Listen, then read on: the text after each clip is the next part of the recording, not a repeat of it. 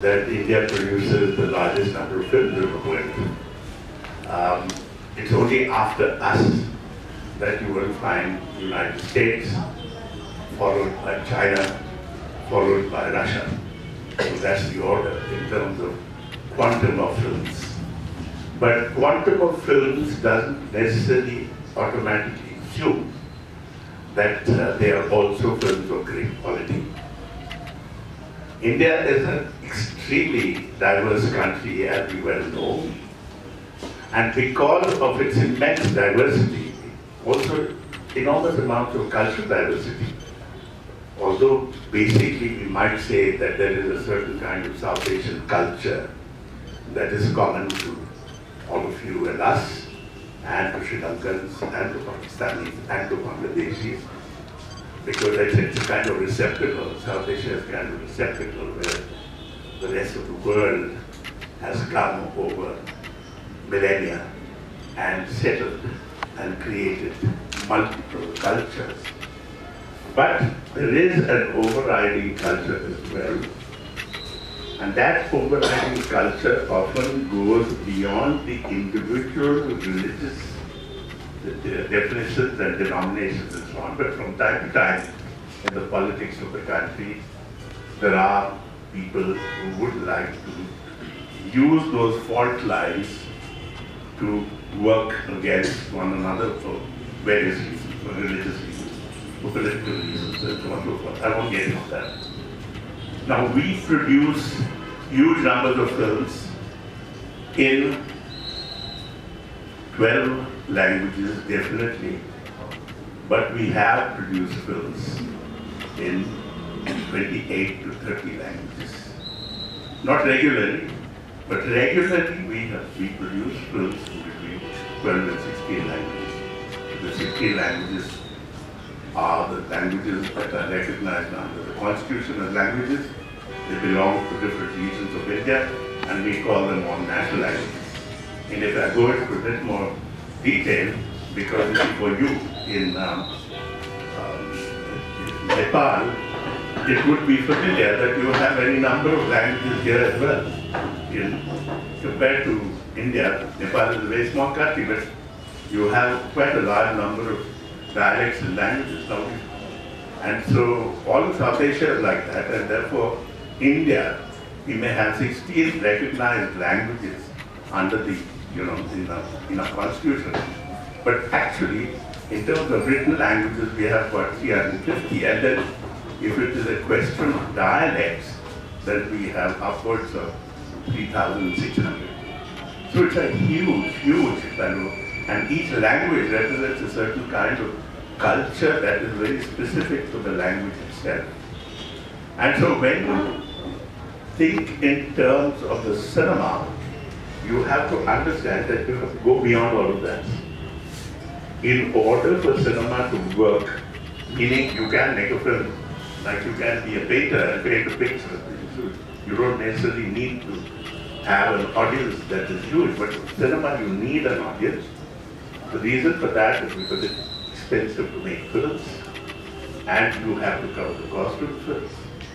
So it has to be seen by a minimum number of people in order that it becomes cost effective. Now all of that automatically means that cinema is actually a mass medium. And if it is an art, it is actually a social art. It's not an art like art of poetry, or even the art of the novel, or even theatre, because there is a certain restricted audience there. But when it comes to cinema, we think in terms of the universe. And when you do that, you have to consider that audiences who see films are of, again, an immense diversity, and you have to communicate with all of them. So when Indian cinema started, I was told, that I must make a small correction, because we, in terms of feature films, cinema films, we are 101 years old. But if it comes to the question of having started making films, we started making films in India 3 years after it was invented. You see, because if you look at the 1893 being the time when the cinema was first, Lumia brothers made the first film.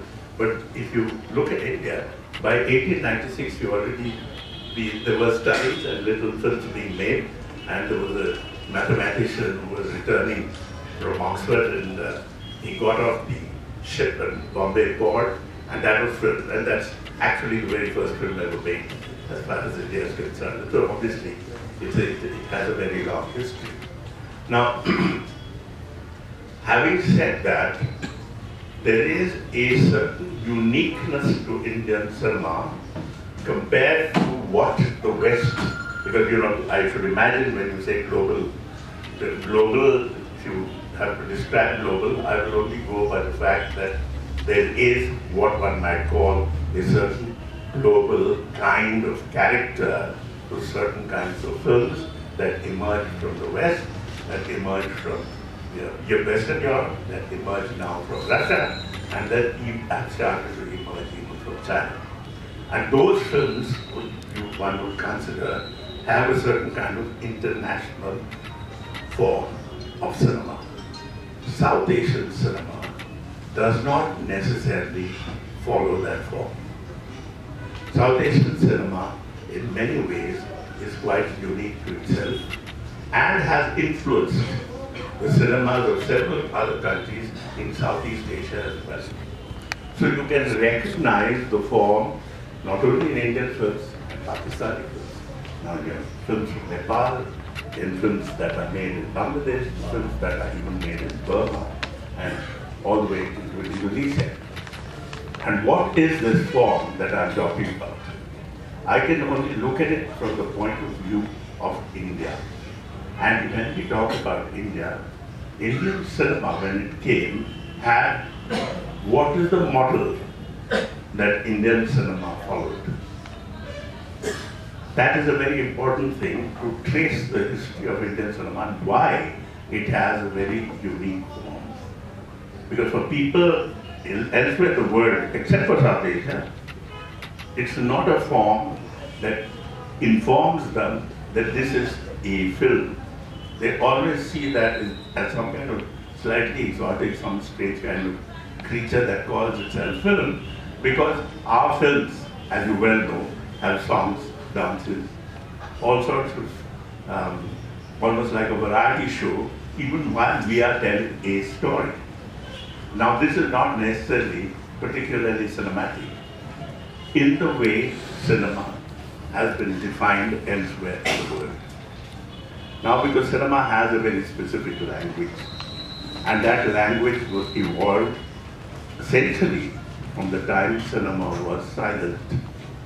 And it was a kind of language on its own, and there are certain principles and grammar that is used to create or tell a story through purely visual terms. Now, it is only when sound came that cinema in fact took several steps backward instead of taking steps forward, because to accommodate sound, films had to make use of speech. And once you start making use of speech, there is a certain dependence on speech to tell your story. Before that, you didn't need speech, yet you told the story through purely visual means. And cinema was developing like that in a very interesting way when technology or technological ability brought sound into film. And so it became, in many ways, like two steps backwards and one step forward. And having gone into that kind of a situation, there were no models. The models that appeared to be, because this is our first sound films started in America in 1928. Sound films started in India between 1930 and 1931. Only two and a half years difference. But sound films in India, when they came, they followed a certain pattern, and that pattern was what our theatre was, what Indian urban theatre was, not rural theatre, urban theatre. And what was our urban theatre? From the middle of the 19th century, Indian urban theatre started to develop in the newly developing cities of the country. Not traditional cities, the modern cities. When I say modern city, it means the difference, because you see, the city developed its own kind of culture. Now, if you look at medieval cities, you will find that there's not that much difference between the urban area and the rural area in terms of character of the people, the way they speak and all of that. But from middle of 19th century, Indian cities having been influenced largely because of we were made into a colony by the British, and so the British brought a certain kind of urban character to our cities. And when those kind of things happened, people in urban India needed also to be entertained like people in rural India. Now in rural India, when you talk about entertainment, theatrical entertainment, it is of a particular kind, which we today call, folk theatre. There is a folk characteristics in that theatre. Now, as far as urban India was concerned, they needed entertainment of that kind as well. But folk theatre was not the kind of theatre they were looking forward to. The British, when they came, they created theatres in cities like Bombay, Calcutta, Madras, and Bangalore. They created some theatres. Theatres were placed to be produced there.